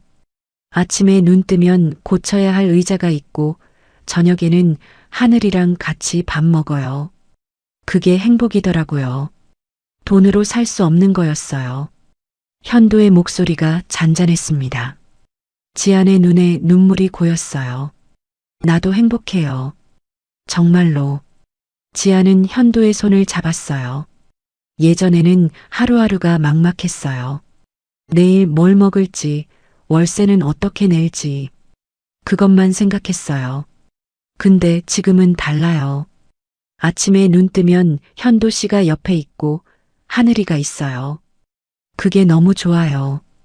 두 사람은 서로를 바라보았어요. 말하지 않아도 알 수 있었습니다. 고마워요. 우리 곁에 있어줘서. 지안이 말했어요. 나야말로 고마워요. 하늘이를 낳아줘서, 기다려줘서. 현도가 대답했습니다. 두 사람은 나란히 서서 밤하늘을 바라보았습니다. 더 이상 화려한 직함도 큰 회사도 없었어요. 하지만 세 사람은 함께 웃는 법을 배워나가고 있었습니다. 버려진 가구들이 새 주인을 찾아가듯 세 사람도 새로운 삶을 찾아가고 있었어요. 하늘목 공방의 불빛이 밤새 따뜻하게 빛났습니다. 조용한 시골 마을에서 세 사람의 일상은 계속되고 있었어요. 봄이 두 번 바뀌는 동안 하늘목 공방의 간판은 한 번도 꺼진 적이 없었습니다. 시골 마을 사람들은 이제 하늘이 아빠 목공방이라고 불렀고 길 잃은 가구들은 하나둘 그곳으로 모여들었어요. 다리가 부러진 식탁, 페인트가 다 벗겨진 서랍장, 서랍이 안 열리던 장롱. 현도의 손을 거치면 다시 쓸 수 있는 물건이 되어 새로운 집으로 향했습니다. 지안의 반찬 코너도 조금씩 단골이 늘어났습니다. 오늘은 뭐 있어요? 오늘은 시래기 된장국이랑 고등어 구이 있어요. 밥은 꼭 든든하게 드셔야 해요. 허리 굽은 할머니에게도, 혼자 사는 노인에게도, 퇴근길에 들른 기사 아저씨에게도 지안은 같은 말투로 밥을 내어놓았습니다. 밥값을 못 낼 때도 있었지만 그런 날이면 지안이 먼저 말했어요. 다음에 주세요. 사람이 배고픈 게 제일 서러운 거예요. 저녁이 되면 하늘이 학교에서 돌아왔습니다. 엄마, 나왔어. 문 여는 소리와 함께 아이의 목소리가 공방 안으로 들어왔어요. 우리 하늘이 왔네. 오늘은 어땠어? 응. 오늘 발표했는데 선생님이 잘했다고 했어. 하늘은 가방을 내려놓고 작업대 근처에 쪼그려 앉았습니다. 오늘은 현도가 버려진 서랍장을 손보는 중이었어요. 삐걱거리던 서랍이 사뿐히 들어맞자 하늘이 두 손을 모으고 박수를 쳤습니다. 와, 또 살았네. 응? 현도가 웃으며 물었어요. 이 의자도 그렇고 저 서랍장도 그렇고 버려졌는데 아빠가 또 살려줬잖아. 그래서 또 살았다고. 현도의 손이 잠시 멈췄습니다. 나무 위에 얇게 뿌려지던 톱밥이 잠깐 빈 허공에 흩어졌다 다시 내려앉았어요. 그래. 버려진 줄 알았는데 다시 쓸 수 있게 되는 거지. 사람도 그래. 하늘이 고개를 갸웃하며 물었습니다. 사람도 버려졌는데 또 살 수 있어? 현도는 아이의 얼굴을 한참 바라보았습니다. 아이의 눈빛은 예전보다 훨씬 밝아졌지만 어딘가 깊은 곳에는 그동안의 시간이 남아있는 듯 했어요. 그래, 사람도 그래. 틀림없이. 현도는 조용히 대답했습니다. 완전히 망가진 줄 알았는데 다시 기회 오는 사람도 있고 혼자인 줄 알았는데 둘이 되고 셋이 되고 그런 거야. 하늘은 그 말을 듣더니 잠시 생각하다가 빙긋 웃었습니다. 그럼 우리도 그런 거네. 엄마도 아빠도 나도. 그 말에 지안이 설거지하던 손을 멈췄습니다. 부엌에서 두 사람 이야기를 엿듣고 있었거든요. 조용히 눈가를 훔친 뒤 아무렇지 않은 척 다시 그릇을 닦았습니다. 그날 저녁 마당에는 봄바람이 살랑거렸습니다. 작은 평상 위에 세 사람이 둘러앉아 저녁을 먹고 있었어요. 된장찌개 김이 모락모락 올라오고 구운 고등어에서 난 향이 마당까지 퍼졌습니다. 아빠 내일 학교에서 학부모 초청 수업 있대. 하늘이 숟가락을 내려놓으며 말했습니다. 그래. 그럼 엄마랑 아빠 둘 다 가야겠네. 지안이 웃으며 말하자 하늘의 얼굴이 환해졌어요. 진짜? 진짜 둘 다 와? 그럼. 우리 하늘이 발표하는 거 아빠가 꼭 봐야지. 현도가 장난스럽게 아이 머리를 쓰다듬었습니다. 평범한 저녁이었습니다. 하지만 세 사람에게는 얼마 전까지 상상조차 못했던 그림이었어요. 그때였습니다. 마당 끝 흙길 쪽에서 차 소리가 들려왔어요. 이 마을에서는 좀처럼 보기 힘든 검은 세단 한 대가 천천히 다가오고 있었습니다. 지아는 젓가락을 내려놓고 고개를 들었어요. 현도도 본능적으로 몸을 굳혔습니다. 차에서 내린 사람은 백발이 희끗한 노인이었습니다. 가지런히 다려진 양복, 빛바랜 지팡이, 허리는 조금 굽었지만 눈빛만은 여전히 날카로웠어요. 강 회장이었습니다. 마당 끝에 선 노인을 본 순간 현도의 손에 힘이 들어갔습니다. 젓가락이 그릇에 닿으며 작은 소리를 냈어요. 아버지. 처음으로 그렇게 불러본 것 같았습니다. 지금까지는 늘 회장님 혹은 그분이었는데 오늘은 말이 달랐어요. 강 회장은 마당으로 천천히 걸어 들어왔습니다. 허리까지 내려오던 저녁 햇살이 그의 어깨를 비추고 있었어요. 잘들 지냈냐? 툭 던지듯 나온 말이었지만 목소리에는 힘이 없었습니다. 지아는 자리에서 일어나 허리를 숙였습니다. 아버님, 안녕하세요. 하늘은 낯선 할아버지를 빤히 쳐다보았습니다. 어디서 본 적은 없지만 이상하게 조금 닮은 것 같았어요. 저기, 하늘이 조심스럽게 물었습니다. 아빠랑 닮았어요. 강 회장의 시선이 아이에게로 옮겨졌습니다. 작은 얼굴, 또렷한 눈매, 그리고 이마 아래 살짝 있는 점까지 자신이 젊었을 때 사진 속 얼굴과 이상하리만치 닮아 있었어요. 내가 하늘이냐? 강 회장의 목소리가 아주 조금 흔들렸습니다. 하늘은 고개를 끄덕였어요. 네, 서하늘이요. 잠깐의 침묵이 흘렀습니다. 봄바람이 장독대 사이를 스쳐 지나가며 조용히 흔들렸어요. 아버지, 여기까지 어떻게? 현도가 먼저 말을 꺼냈습니다. 이제 회장도 부회장도 없다. 강 회장은 씁쓸하게 웃었습니다. 검찰 조사받고 재산은 다 정리했다더라. 뉴스에서 봤다. 제가 선택한 일입니다. 현도가 담담히 말했습니다. 그래, 너 선택이다. 강 회장이 지팡이를 꼭 쥐었습니다. 나는 평생 돈이랑 회사만 지키면 다 되는 줄 알았다. 그게 가문 지키는 거라고 믿었지. 그의 시선이 하늘 쪽으로 천천히 내려왔습니다. 근데 막상 다 잃고 나니까 남은 게 없더라. 지아는 말없이 두 사람을 바라보고 서 있었습니다. 마당 어디선가 새가 한 번 울고 지나갔어요. 조용한 시골 저녁의 소리였습니다. 아버지, 여기까지 오신 이유가. 강 회장은 한숨을 길게 내쉬었습니다. 보고 싶어서 왔다. 현도가 잠시 눈을 깜빡였습니다. 할아버지야. 현도가 조용히 말했습니다. 내 친할아버지. 하늘의 눈이 동그랗게 커졌습니다. 정말요? 그래. 강 회장은 어색하게 고개를 끄덕였습니다. 늦게 와서 미안하다.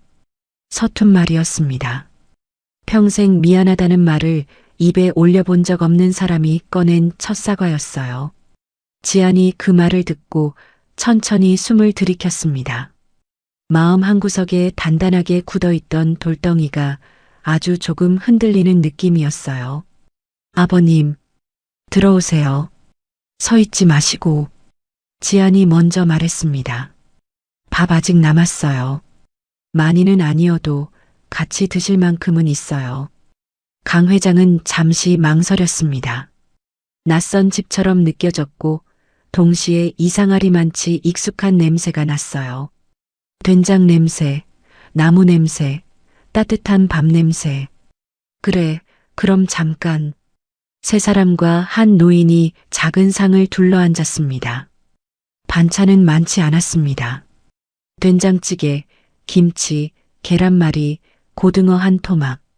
하지만 강 회장은 한 숟가락씩 천천히 뜨며 말없이 밥을 먹었습니다. 맛 없으시면 말씀하세요. 제가 아직 서툴러서. 지안이 조심스럽게 말하자 강 회장이 고개를 저었습니다. 아니다. 이런 밥 참 오랜만에 먹어본다. 도시의 고급 음식점에서는 맡아볼 수 없던 맛이었습니다. 대단할 것 없는 된장찌개 한 숟가락에 괜히 코끝이 시큰해졌어요.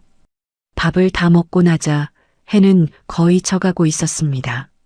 마당에는 주황빛이 길게 늘어졌어요. 하늘이 작은 목소리로 물었습니다. 할아버지, 응? 다음에 또 와요? 질문은 짧았지만 그 안에는 여러 가지 뜻이 담겨 있었습니다. 이게 정말 마지막 만남인지 아니면 조금씩 함께할 수 있는 시작인 건지 묻는 눈빛이었어요. 강 회장은 아이의 눈을 정면으로 바라보았습니다. 오랫동안 의자에만 앉아 서류를 보던 눈이었는데 오늘은 아주 다른 것을 보고 있었습니다. 그래, 다음에 또 온다. 그는 천천히 대답했습니다. 할아버지가 건강히 허락하는 데까지는. 하늘이 환하게 웃었습니다. 그 웃음이 마당 가득 번졌어요.